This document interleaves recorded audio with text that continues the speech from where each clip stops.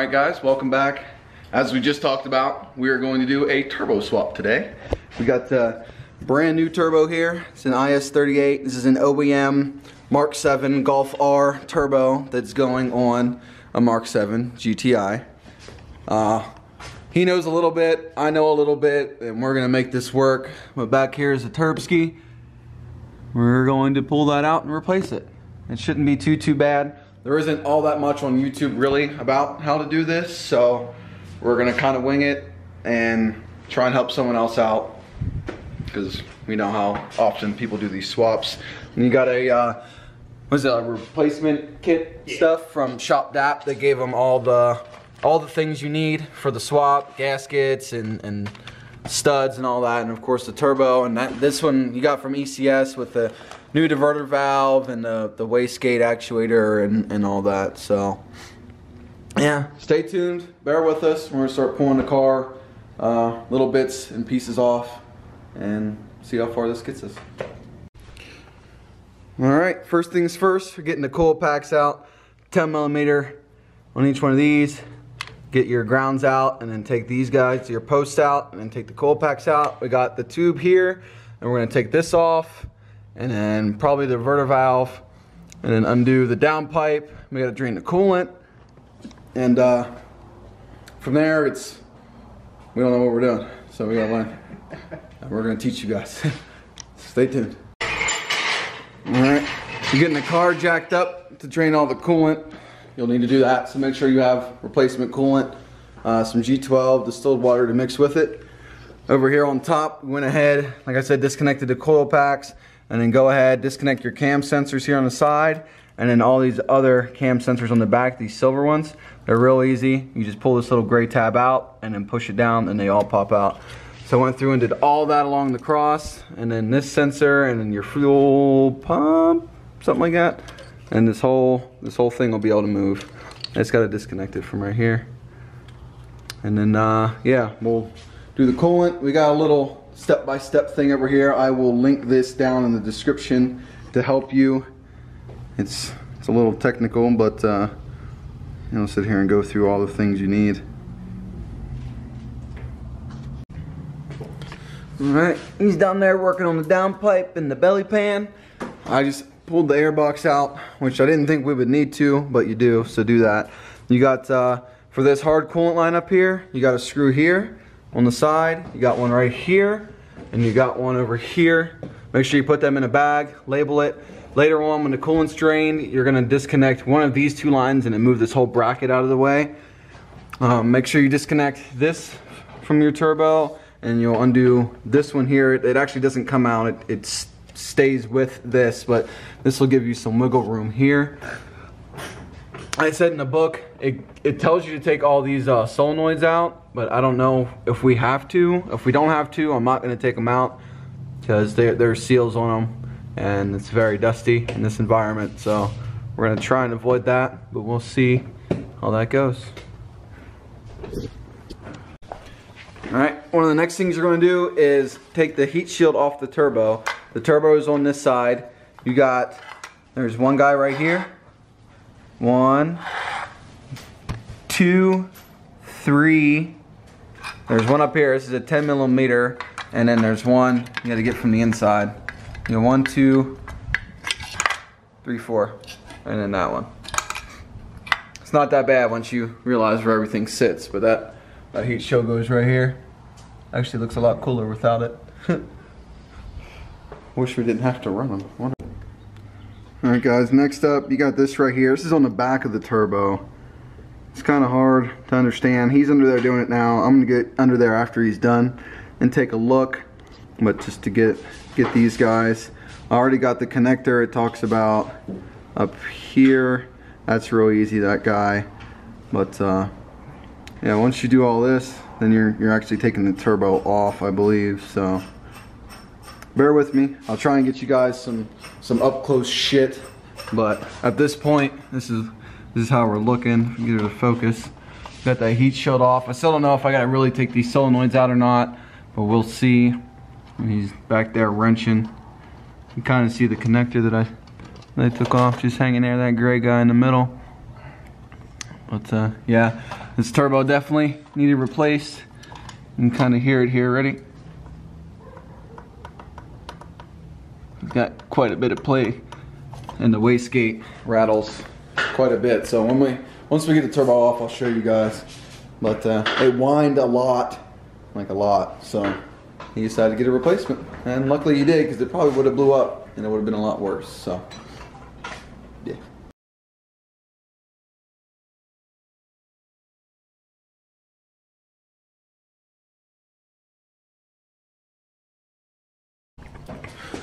Alright guys, so it's really hard to show with the new turbo on the car, but basically each one of your ports will have one of these posts that go in or not. It's something similar. So that, you know, comes off. This is a 10. Okay, and then the seal on your line is super tight down in these holes.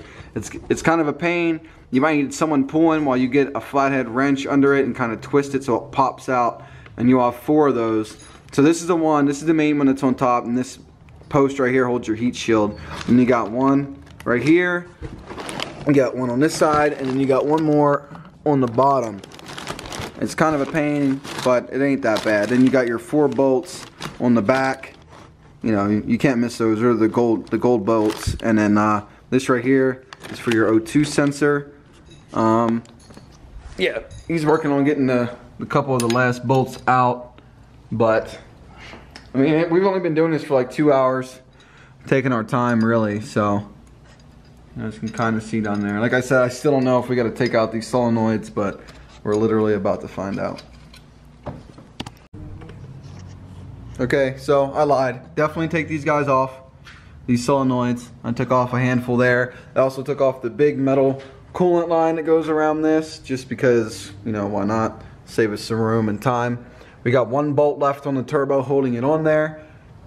You can see kind of right there. Let me zoom in. You can see like your seal and how this works for this. It is a definite pain, but it holds its own in there. You'll get it, trust me. Like I said, you'll have a handful of those. We'll wait to take the O2 sensor out, but right here on the back you can kind of see. Here you can see your posts that you got to take your. There's 1, 2, 3. We do those, and there's 1 more in the other corner, and then this thing should kind of. You gotta have to go towards the firewall and then twist and lift out. And we're about to find out, and I will definitely let you guys know.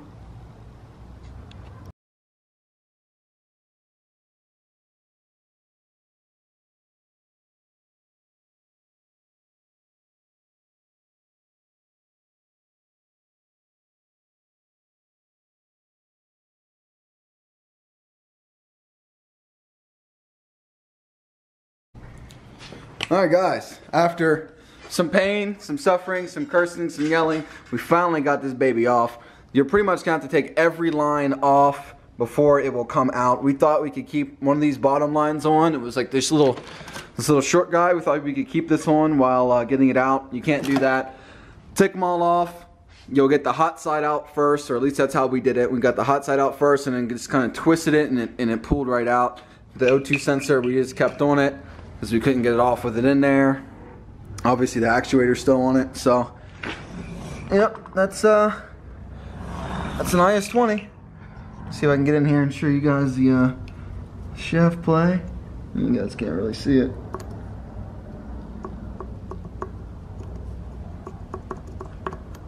That's it. Had a bit of wastegate chatter there as well. Actually, I guess from this side I can see.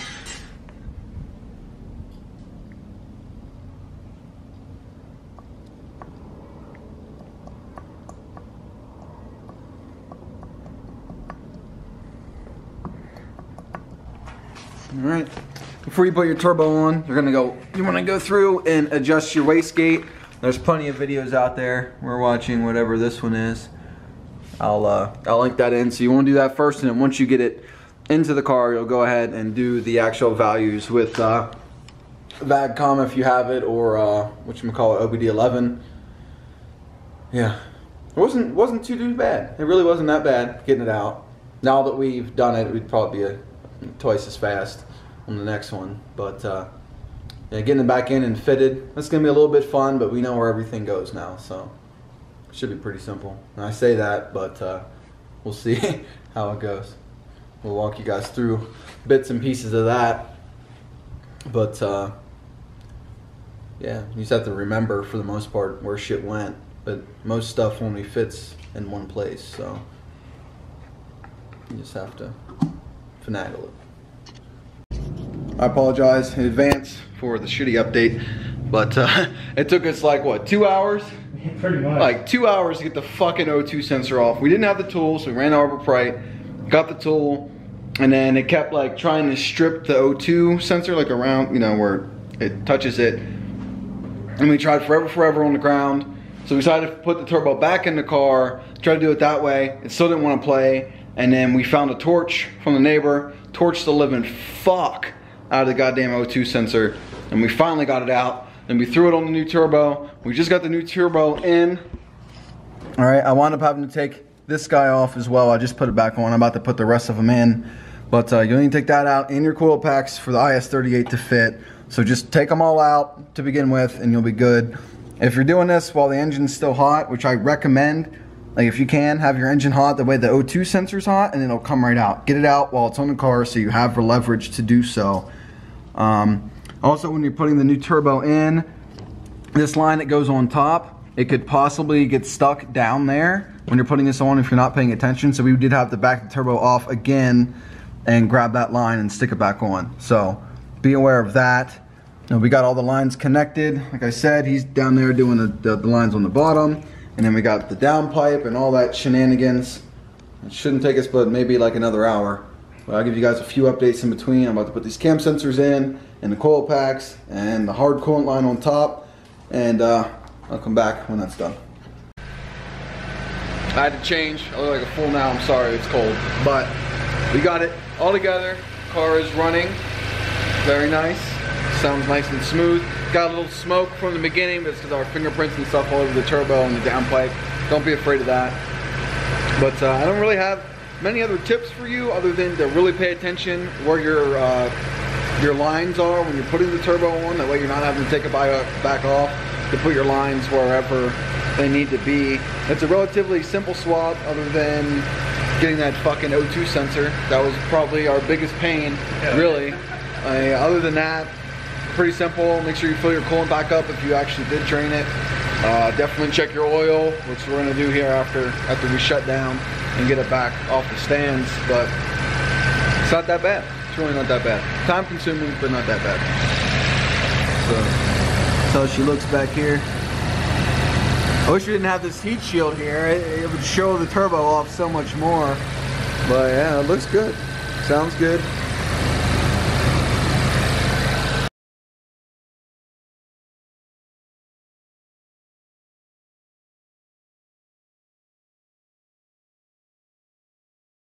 Okay, so just make sure you pay attention to all the stuff I typed out in the video. I went back and typed in a lot of stuff because I didn't show it in the steps because I learned after the fact. So some of the things like removing all the coil packs and those solenoids I didn't do in the video necessarily in the right order. Just follow what I said. Make sure you remove those solenoids 2 through 8 starting on the left side. So just basically just leave the very first one and take out all the rest. It's just like a T25. You undo it and they pop right out. It's a seal, and it even says in the instructions that you can reuse those. The rebuild kit doesn't come with new seals for those, but they're easy. They pop in, they feel real nice. Anyway, remove those, remove all your coil packs, remove the coolant hard line.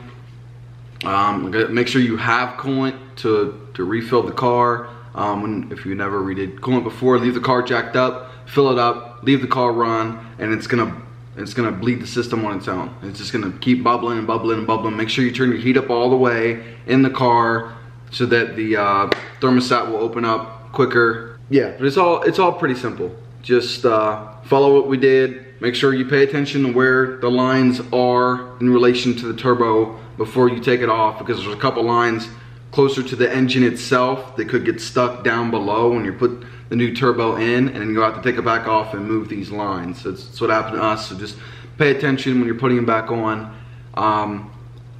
If you're looking from under the car, which you'll have to get under the car and look through the tunnel where the downpipe goes, do not disconnect anything at all from the block. Like anything actually attached to the engine, you don't need to take off. We did that thinking we would need to, you don't. Just the lines like actually on the turbo itself, they're either a Torx or a triple square, and it's a really small triple square. And as we were taking the bolts or the nuts, whatever, off the lines, we were taking it and putting it on the new turbo, so we knew which screws went where for the drain or fill lines for the turbo or the feed. And other than that, it was pretty simple. Just and also make sure anything you do remove, like the solenoids or whatever, label stuff, put it in bags. That way you know which ones went where. If you're kind of a OCD type of person, you know, just label them 1, 2, 3, 4, 5, 6, 7, 8, 9, whatever, so you know the order that they go in. But yeah, it's all pretty simple. I mean, I didn't go over the downpipe stuff because if you're doing the turbo swap, you should already have a downpipe and you should already have installed a downpipe. If you're going IS38, maybe you're not, but there's about 100,000 videos on how to do a downpipe on a GTI. It's super freaking simple. But yeah, I hope you guys liked the video. If you have any questions or anything, check the links down below. And then if you still got questions or whatever, just shoot me a message on Instagram, BR32YCE. I'll be happy to answer any questions. Hope you guys like this video. Make sure you hit the like button, subscribe to the channel, throw some comments down below if you got any questions, and I'll catch you on the flip-flop.